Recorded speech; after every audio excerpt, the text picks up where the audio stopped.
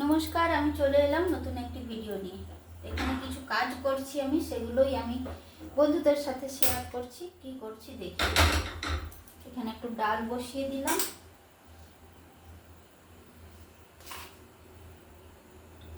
লবণটা একটু দিয়ে দিই।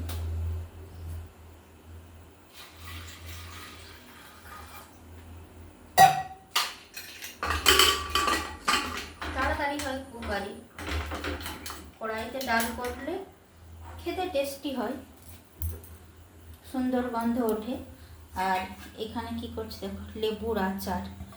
এই যে বড় বড় লেবু, রসগোল্লার মতন দেখতে লাগছে। এগুলো গ্রেট করে নিয়েছি, এই যে খোসাটা গ্রেট করে নিয়েছি। এই যে খোসাটা গ্রেট করে নেওয়ার পর লেবুর আচার বানাচ্ছি। আরও আছে,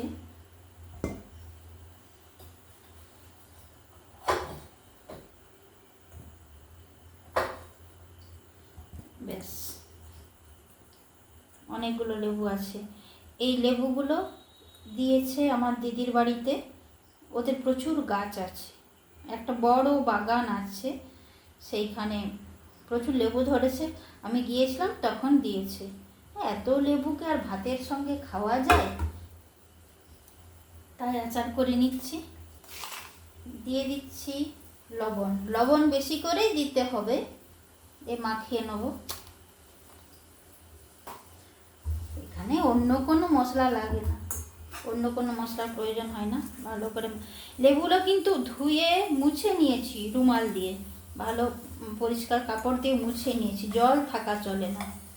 লবণটা মাখিয়ে দিয়ে এবার এই জারে ভরে দিচ্ছি।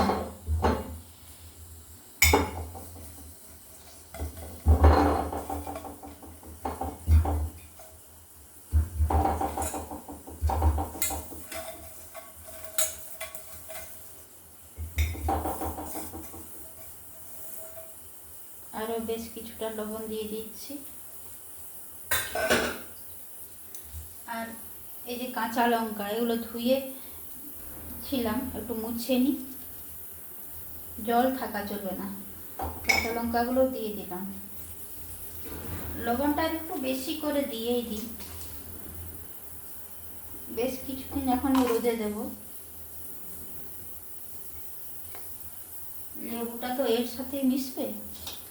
আর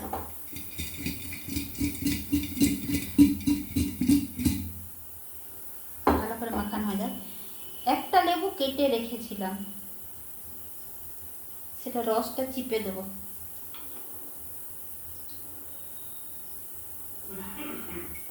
বীজটা যেন না যায়, খেয়াল রাখতে হবে।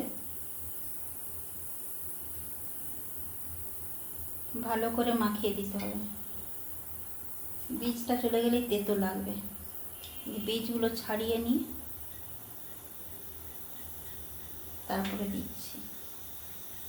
তো বন্ধুরা, ভিডিওটা আজকে আমি এখানে রাখছি, একটু কাজেরও তাড়া আছে।